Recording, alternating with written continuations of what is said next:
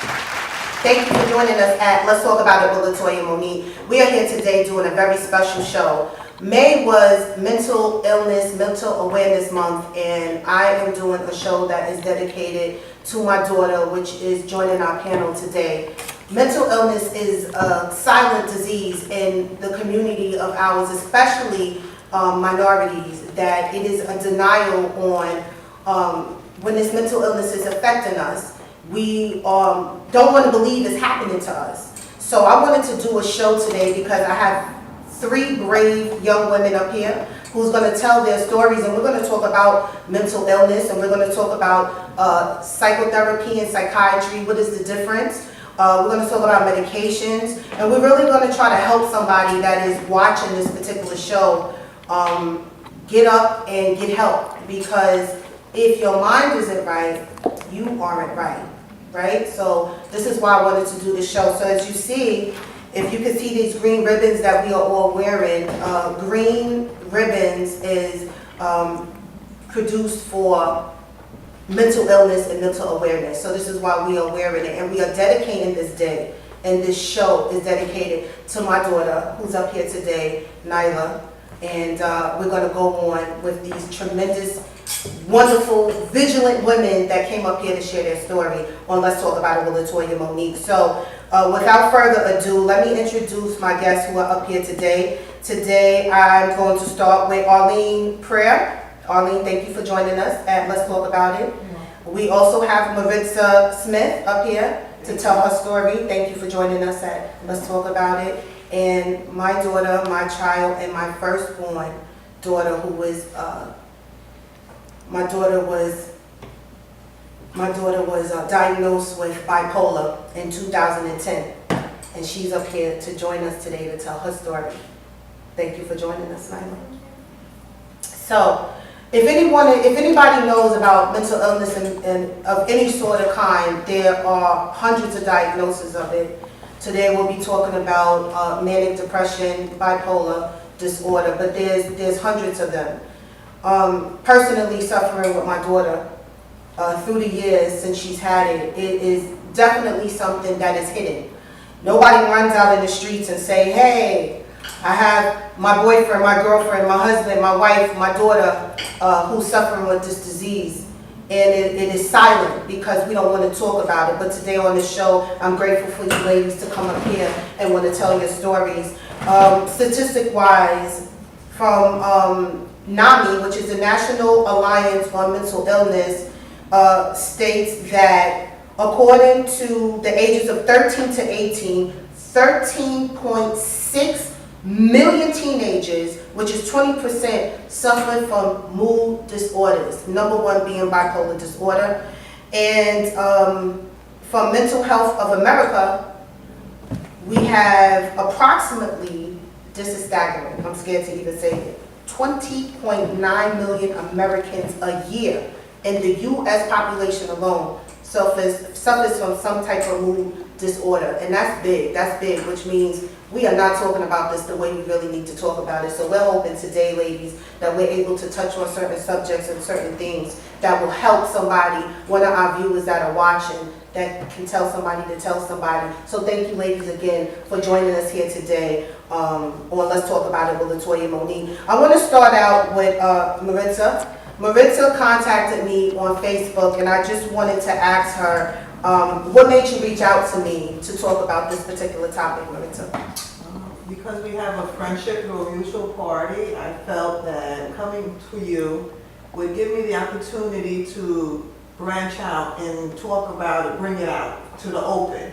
I'm not a celebrity. I'm not of some type of status where, you know, I have the media rushing to me to come and interview me to share my story. Right. But I'm hoping today, sitting here, that I can share my story through my experience and open up everybody to show them that you have to get help. You have to get help. So Maritza, your story is very interesting because not only do you suffer with manic depression, you have your daughter who's 16 years old. Tell us about what she's suffering with She right has now. suicidal behavior. She's had 2 suicidal failed attempts. One was with pills, and the other one she self-inflicted wounds upon herself. She was hospitalized for a month in Bellevue. It was very traumatizing to my family. Absolutely. It's like a domino effect because it just, it affects your marriage, your family, your financial, everything. Every aspect of your home Is interrupted. Yes. Is interrupted by Yes. it. How is your daughter right now? How is she doing? Today she is more stable. She's in active treatment as well as myself. When you say active treatment, tell We us see a what that means. psychiatrist once a month. We see a therapist which offers talk therapy once a week. Okay. And just for you guys who don't know, according to N.A.M.I, again, who's National Alliance on Mental Illness, CBC, there's 2 forms of psychotherapy. The first one is CBT, which is cognitive behavioral therapy, and that basically helps people concentrate on changing the negative attributes that you have with personal behavior. And then there's IPT, which is interpersonal therapy, and that helps you deal with, like, saying the cup is, look at the cup half full opposed to it being half empty. So it kind of have your thoughts for you to have relationships with your family and your friends. Okay? So there's 2 types of psychotherapy. And psychiatry, if I'm right, if I'm wrong, correct me, but psychiatry, from what I know with Nyla, is basically, they give you medications. So you do a very short intake, and then they give you medications. So Maritza, really quick before we move on to talk to the other ladies. So you've been dealing with, you was diagnosed with manic depressive at what time? Major depressive disorder approximately 3 years ago. Okay. But I've come to terms, and I do understand that I do suffer from it because my daily stress is aggravated. So it just makes it harder for me to deal with myself when I'm in that mode. So when you say that your daily stresses, that could be work, that could be family. Just the family, your daily lifestyle. Yeah. You go about every day to day, like my daughter, for instance, if she doesn't have a straight day, she automatically, her day is messed up. So if her day doesn't go as planned every day, we as adults can deal with a monkey wrench thrown at us, or today we set out to be okay, and then something comes up, we can't do it or we can't make it. We're okay, we can deal with that. She can't function like that. right. So basically, her day is set up if this is supposed to happen at 12 o'clock, and this is supposed to happen at 3 o'clock, and this is supposed to happen at, and something interferes, it just throws her off completely. Okay, so that's understandable. And let me just say that with my daughter having bipolar disorder, which she has manic and depressive stages, correct? Correct. Yeah, so when she has that, when Maritza says it throws off the whole family, trust and believe it throws off. I have a 7-year-old daughter that is impacted through the behavior of Nyla, which is no fault of yours, but you know that it impacts her. And then we have my middle daughter, who is 14 years old, that is very impacted, and then me and my husband. So you think that it's like, okay, mental health, mental illness, and then you go to the doctor and you get help, but we all know that that's not what it is. It is a lot of hell. It's a lot of hell that you have to feed before you can find really any kind of peace. I always say,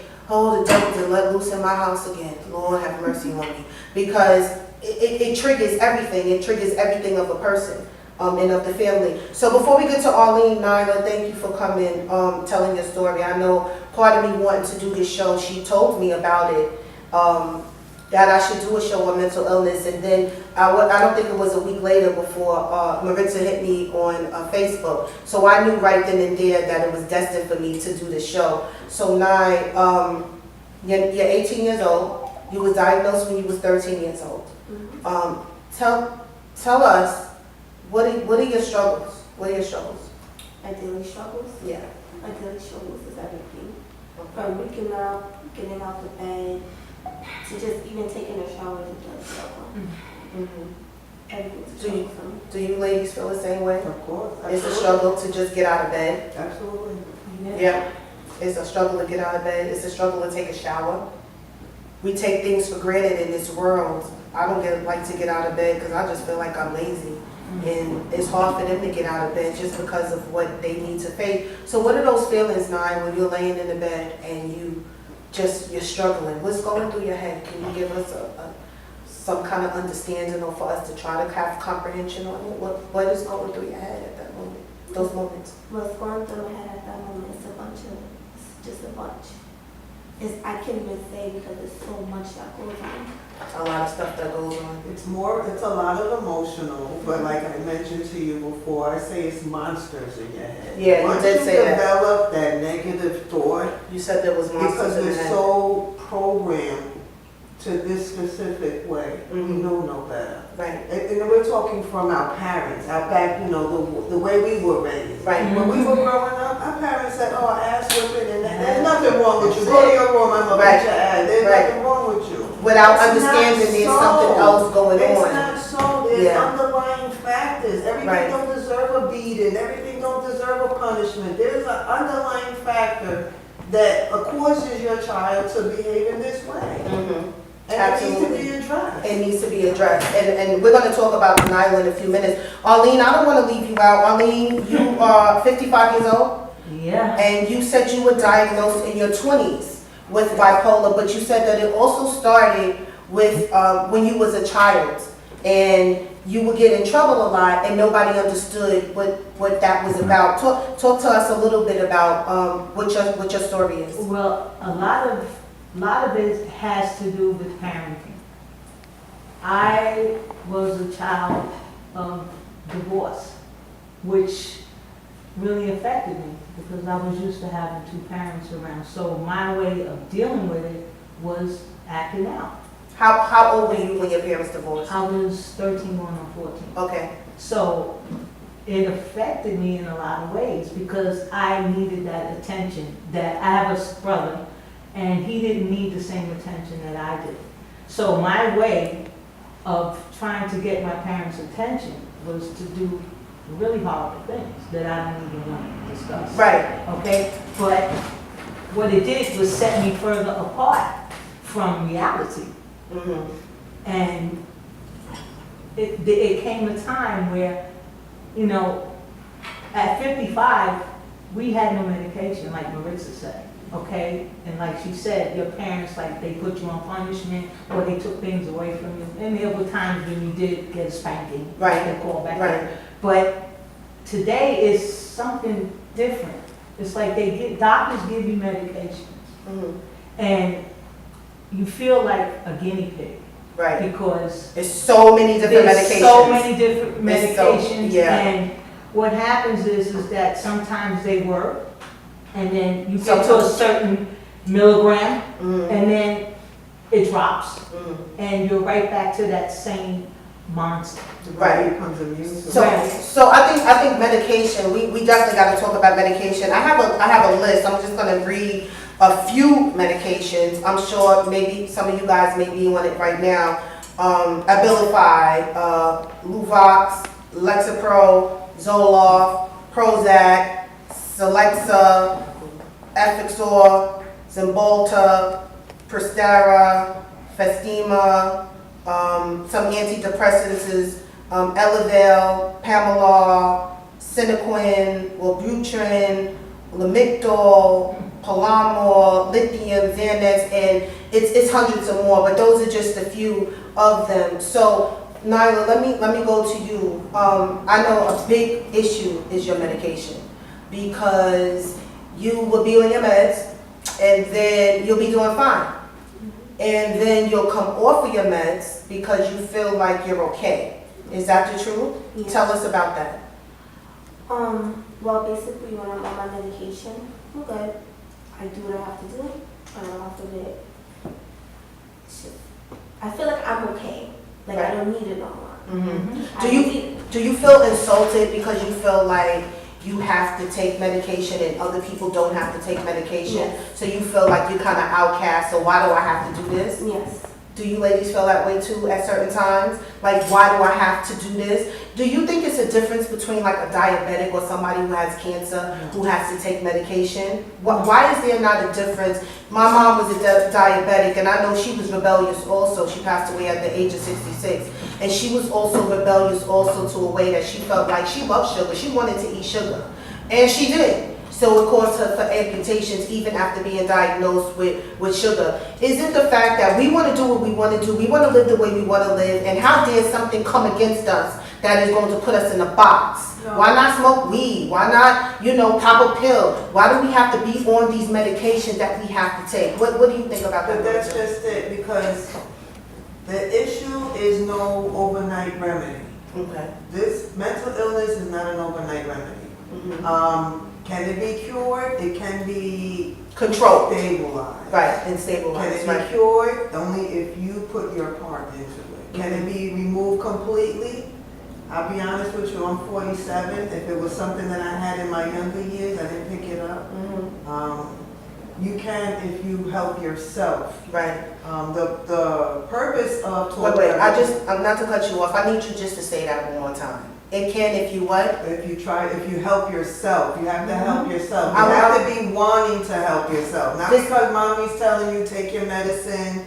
It's no This- cure. It's like no cure. It's just maintenance. And this is But this. in order for you to live a normal day-to-day life, you must take your medicine. This so is- you can function. Right, and this is what I try to tell my daughters.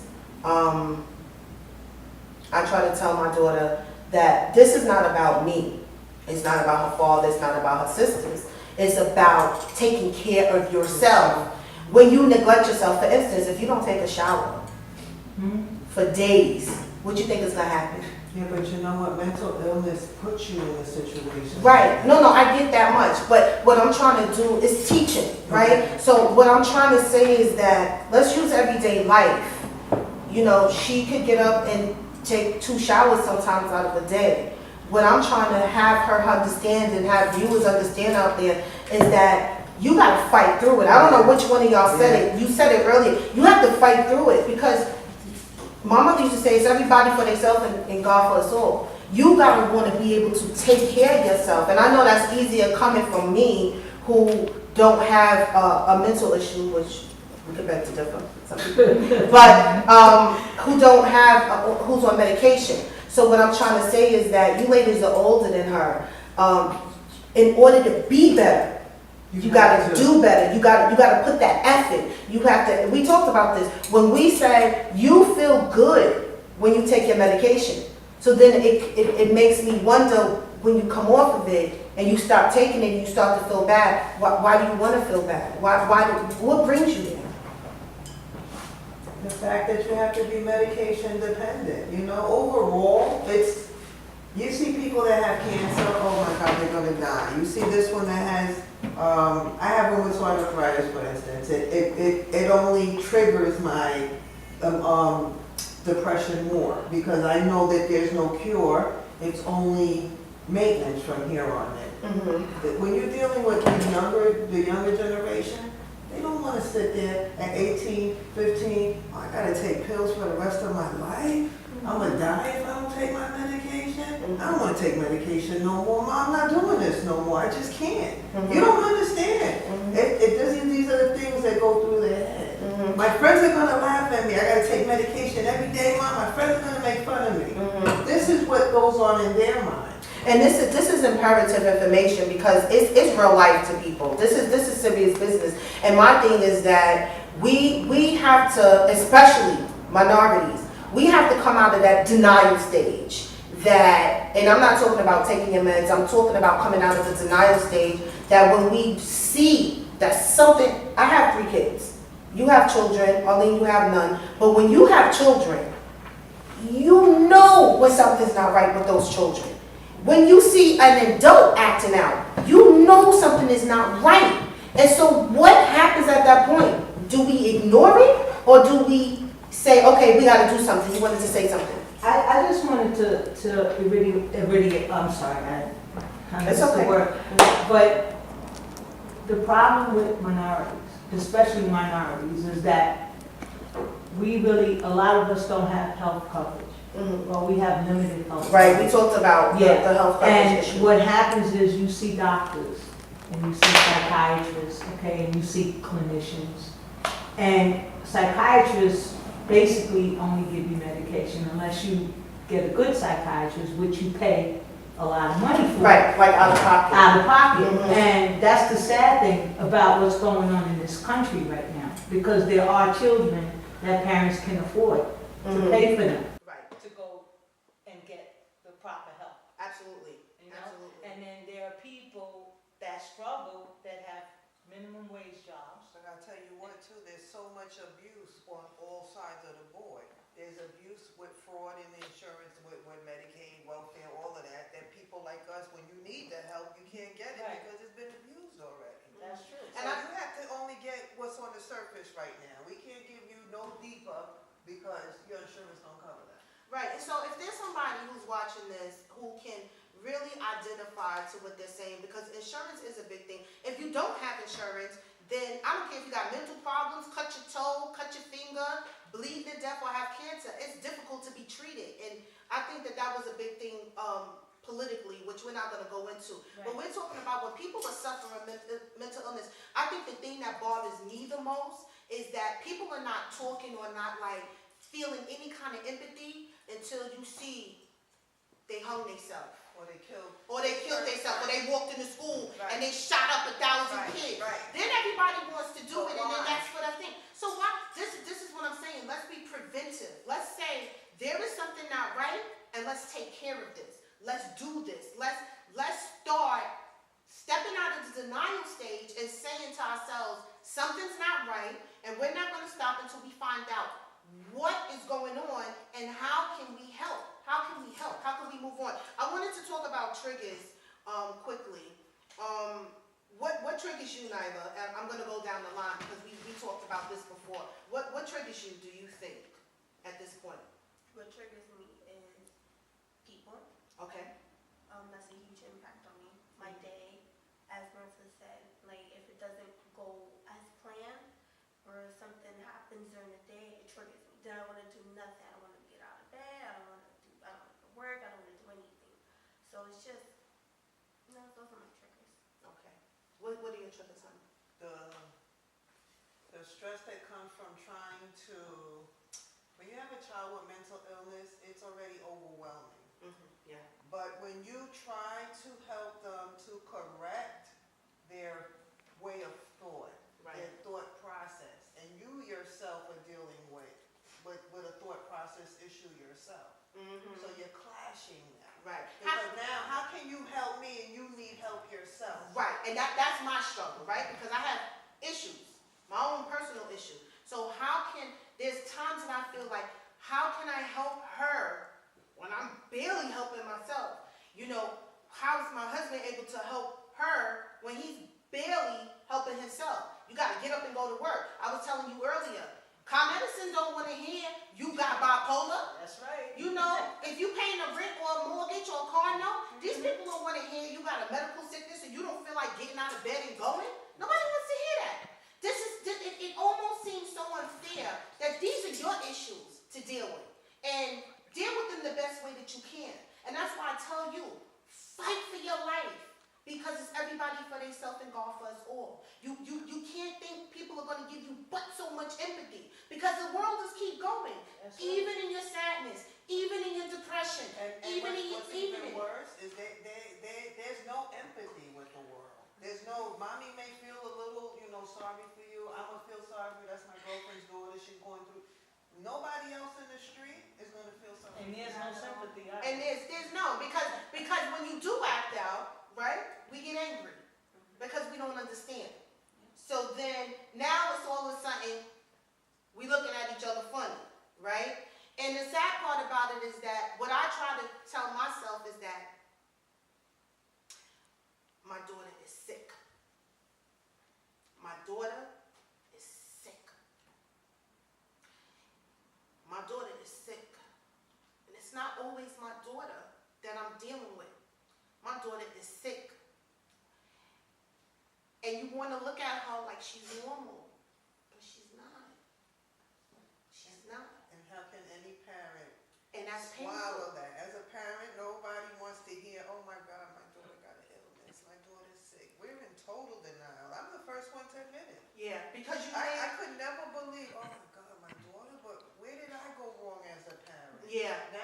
mind's playing Tricks on you. You are a bad parent. What did you do throughout the years to make her like this? Where did I go wrong? Like, why are you mad with me? What did I do? And I'm the front line, the one you lash out at. What did I do wrong? It's For true. you to behave like that? So I thought to myself, what did I do wrong when it came to being a parent to my daughter? But then I realized that I couldn't treat my middle daughter the way I treated Nyla because they're two different children and she was going through something.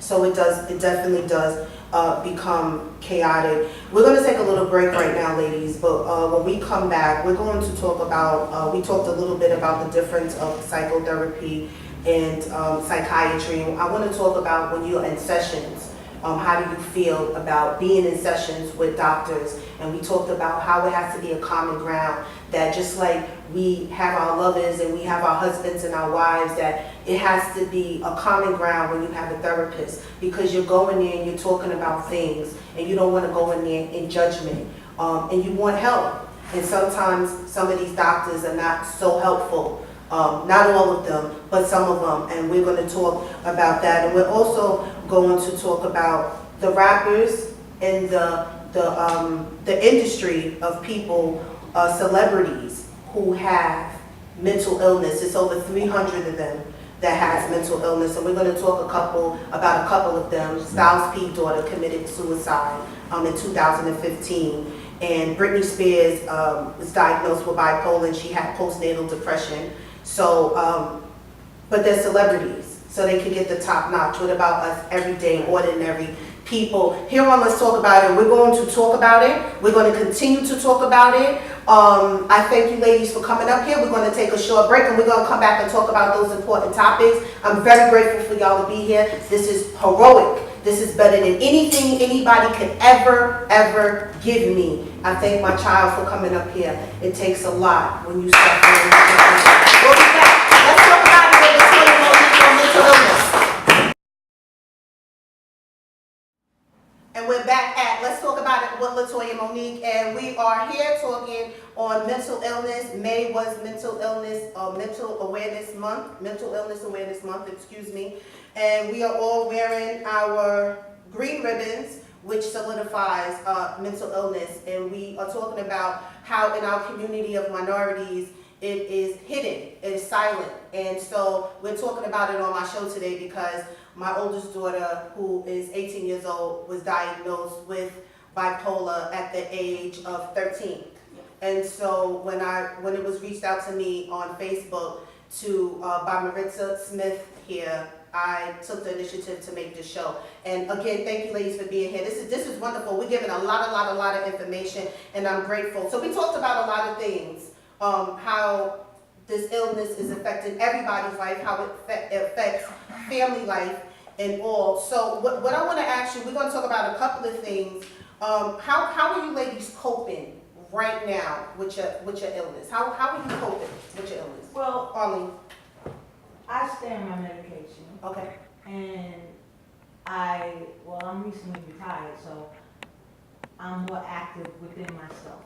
Like, I meditate, I do yoga, I eat healthy. Good for you. I exercise. Good for you. And, I just try to make my day whole. Right. Let me ask you a question. We talked about earlier on the first half of the show, it was difficult, like for Nyla, who's 18 years old, to want to continue to take her medication because, as Maritza said, nobody wants to feel like they are being restricted or they have to take a medication, right? You saying, I take my medication now. Did you struggle with those same struggles? You're 55 years old now. Yeah, I still struggle because sometimes my meds work and sometimes they don't. And just this week, I've had rages. I go into these serious rages, and I try to control it, and I say I'm not supposed to do it, but it comes out. You can't control it. You can't control it. It's difficult for you to control. It's very difficult. But and then there's days. It's like waking up every day. Some days you wake up, you're fine. You want to go to work, you have a full day. Some days you wake up, you say, I don't want to go to work, I don't want to do this. It's a combination of things. Right. And just like the medication, sometimes the doctors put it up, Sometimes they put it down, Mhm. the dosage, Mhm. and then there are other times when they change it. So when they change it, it just messes with everything. Because they're trying to find out what is specifically for you. They try to find out the combination that Right. works for you. Mhm. But if you talk to any good That could psychiatrist, take years. that could That take takes decades, years. not years, it could take decades. Years. And that's frustrating for you too, Right, Nyla? yes, Yeah. because it's a trial and error. So Maritza, how are you coping with your disorder? I'm in active treatment. I see a psychiatrist once a month. I take medicines. What medicines I take are you three on? medications. I take Wellbutrin in the morning. Okay. I take Seroquel and Atarax in the evening before bedtime. Tell somebody, tell our viewers if they are not aware of what this medication, so the Wellbutrin does what? Tell us, breaks it down. Wellbutrin is an antidepressant. It helps my thought process. It helps me to be a little more focused. The Seroquel and the Atarax is because I have depression, I have developed insomnia. So one is a sleep aid and the other one is to help me with my anxiety. Okay, so that makes a lot of sense. Nyla, how are you coping? With music. You cope with music? So music kind of soothes the soul of the beast? Yes. Yeah, so that's how you're dealing. What do you want to do to be better, Nyla? What do you want to do? Because relatively, you're 18 years old, you're young, you're a beautiful girl, you have your whole life ahead of you. These ladies are twice your age, and you're 18. I know you shared with me as your mom that you wanted to help other people. So what is it? What are some of your goals that you want to do? Because I know you don't want to keep going up and down this emotional roller coaster, medication, no medication, you feel good, you feel bad. Tell us, share with us, what is it that you want to do to be better? Because out here in the world, there's millions of children, millions of teenagers just like yourself, right? And before you answer that, let me just say, it's easy when you see somebody who's mentally retarded, right? Because then you know, and then you say, oh, if they have Down syndrome. But the silence of this, because I tell many people who I share with that my daughter has bipolar, can't believe it. She's so pretty. She's so young. Right. She got swag. What you mean? She has bipolar. And they don't know those hell nights and those hell days that she suffers. And we as her family suffer also. So now share with us, what is it that you want to conquer with having bipolar disorder? The very first thing I want to conquer is take my medication. Why do you think it's hard for you to take your medication? Because it's not hard to take a medication, but when I take it constantly, I feel good. So you don't think you need to take So it then I anymore? don't think I need to take it anymore. But then when you know you don't take your medication Mhm. and you start to feel bad again, why don't you then want to take it again to feel better? I feel like I take my chances with it. You take your chance. Because do you have somewhere in your mind that you feel like you're going to get better and it's going to be okay for you? Absolutely. So we understand, I think you said it earlier, Maritza, that it doesn't get better. It doesn't get better. It's worse. And the older you get, and the more, because you're becoming an adult, so your responsibilities increases, your family dynamics change, all of those triggers will develop into one, and then they can cause you to have bad days.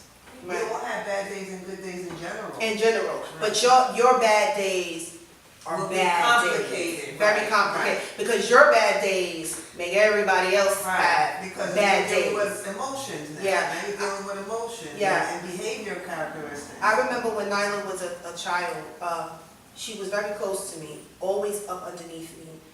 We lived in a one-bedroom apartment, and she used to suck her thumb all the time. And she slept a lot as a kid. But I'm never thinking bipolar. I'm just thinking, she's just shy. That's what I thought. I chucked it up as saying that my daughter was shy. And, I would say, go play in the hallway with the other kids. And she'll play a little bit, and she'll come right back in, she'll eat, and she'll go to sleep. It wasn't until, and tell me if I'm wrong, the major trigger that really brought out the demon of bipolar, in my opinion, to her, was when my mother passed away. Do you agree? Yes.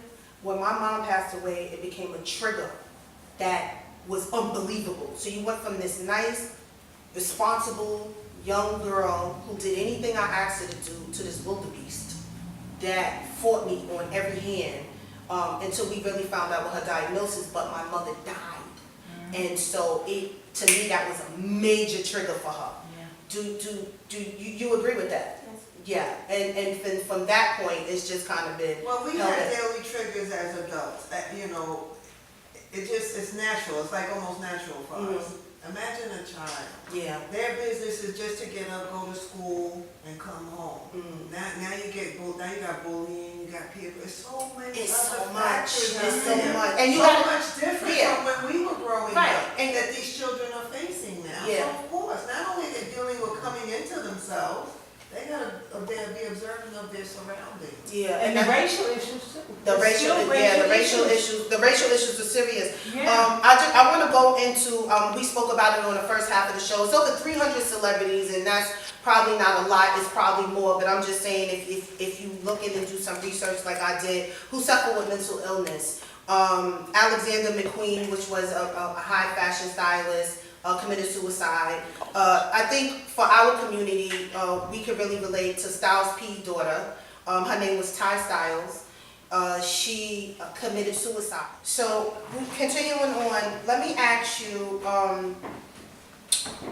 Maritza, what is some of the advice that you can give to the viewers that may be suffering or think that they're suffering? And I'm asking you that because I have a friend who has a 7-year-old daughter, and she says, I talked to her about Nyla, and she says, I think my child has that, and she's 7 years old. And I said, well, why do you think? And she kind of gave me the same kind of symptoms that I saw in Nye. So I said, listen, girlfriend, you better go and sit down and get her evaluated. Because if she's suffering now and got left back at 7, what's going to happen at 17? You feel what I'm saying? So this is what I tried to tell her. So what is it? Or even adults, parents, even children, no one wants to know that we have a mental illness. No one wants to even accept. Accepting the fact that there's an issue is a first step. Then seek the help. There's help out there, and it's very frustrating and overwhelming, which can take back another step, put you back a little further. But guys, you need to get the help that's out there, because if you don't, it's only going to be worse. It's only going to make it worse. That makes a And lot I of want sense. to give this, I want to tell you from the bottom of my heart, because no parent, no matter who it is, I don't want to see nobody sitting in the hospital like I did when my daughter tried to kill herself. Amen. Let's talk about it. We sat there with my daughter with how many suicide attempts? About 4 or 5. She had 4 or 5 suicide attempts. And let me tell you something, honey, it is crazy. It is sad. So I tell anybody out there, seek help, seek help. That's definitely my advice. Arlene, what do you say? What is some of the advice that you can give to the viewers? The first thing is, like you said, get help. The second thing is to do research. Try to find out. There's plenty of resources out there Absolutely. that you can do. You can go to libraries. Everything is online. Yeah. Everything is online. You can find the best psychiatrists. You can find the best clinicians. You can find the best medical doctors. You know, and then you have to find the right type of medication when you meet these doctors and these psychiatrists. Then you also have to talk with your family. You have to talk to people in general. Because we all relate, no matter if we have bipolar or manic depressive, because everyone at one given time will have some kind of breakdown. Yeah. It could be for the moment, Right. it could be for a couple, it could be for a couple of months. Right. But as adults, everyone here, and I'm speaking for myself, but I know all of you too. Ain't nothing wrong with me. I'm all right. I'm good. No, you're not. Or they'll probably smoke No, you're weed, not good. or they'll do something like a street drug just in order to cope, because anxiety goes along with all of this, right? And a lot of us suffer with anxiety. I remember sitting in school and I would watch people, because I move my leg a lot. Like I have anxiety up the wind, so I would move my leg a lot, but I would watch the students in the classroom and I would see at least 5 people doing the same thing that I'm doing. So I mean, it's definitely there. Quickly before we started to talk about something, I want to go back to it before we go off of it. Over 300 celebrities, me and Maritza, we talked about this, who suffer with mental disorder. Robert Williams hung himself. He was McQueen, Alexander McQueen, Don Cornelius Don Cornelius from Soul And then we talked about how Styles P's daughter committed suicide. And see, my thing is this: the reason why I want to do a show like this is because the importance is preventive.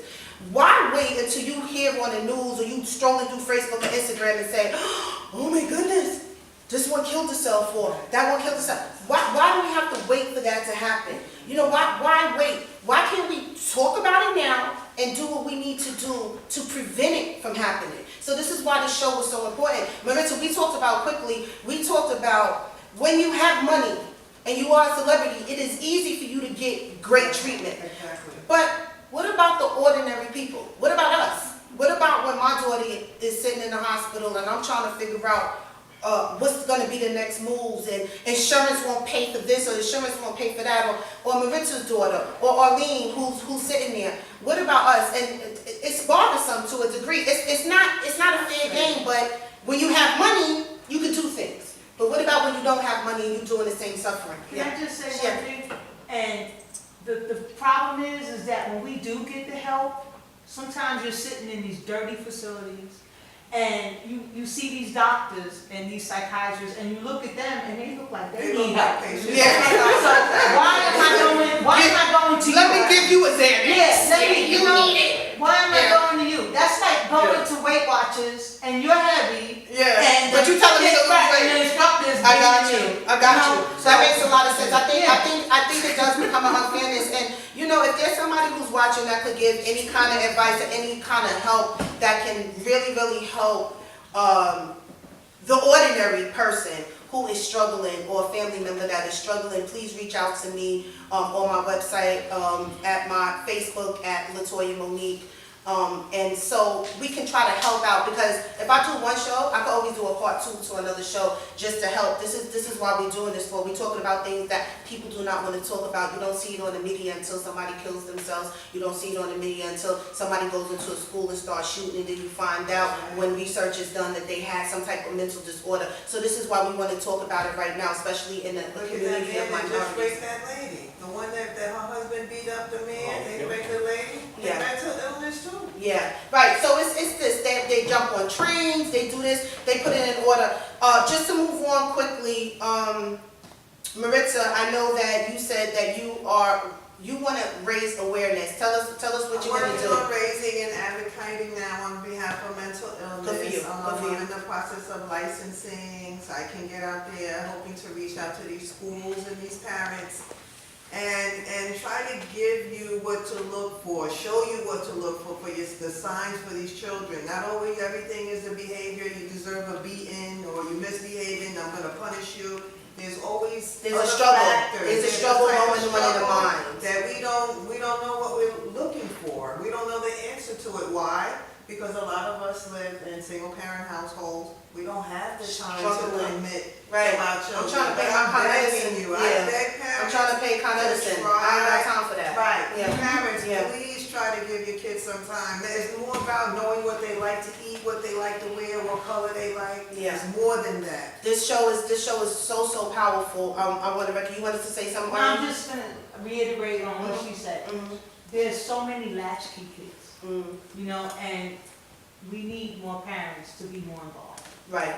you know. And it's hard. It's because very hard. I'm not a because- parent, so. Because us being parents is very difficult, because we go through the everyday life of just trying to make it every day, trying to keep food on the table, just what I'm doing alone, I'm asking a lot, you know, and it's difficult because I have 3 kids. And she's the most difficult, but I have to tend to my baby's needs, and then I have to tend to her needs, and you know, everybody's different. It's hard to juggle. This is really, really, really serious.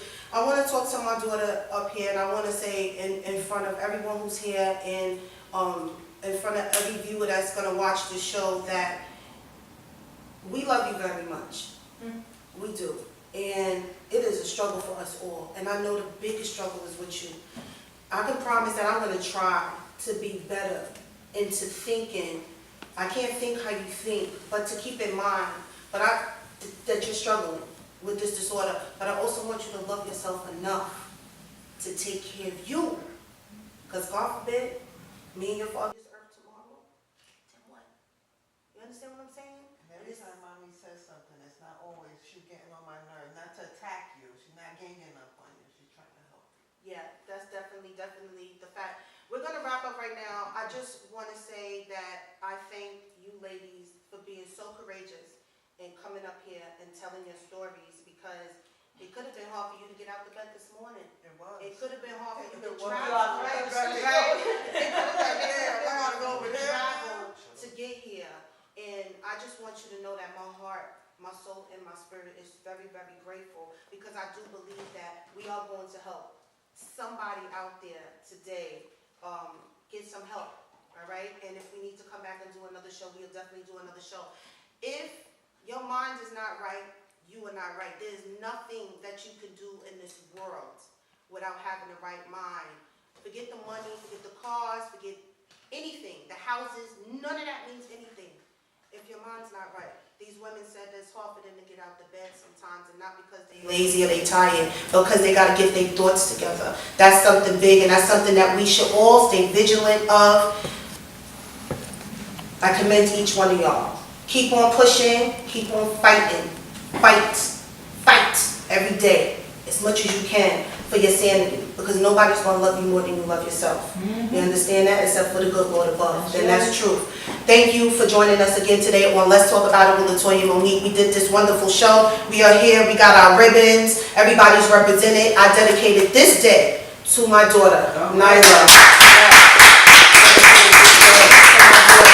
Everybody wear their ribbons and wear them loud, and let's not act like this is not in our community, and let's not act like this is not happening, because it really, really is. And I'm just grateful that I'm able to be on a plateau that I can do this and we can talk about it, because let's talk about it. With Latoya Monique, we are out right now. Thank you again, and we'll see you next time. Subscribe to my YouTube page at Latoya Monique. We are out. Let's talk about it.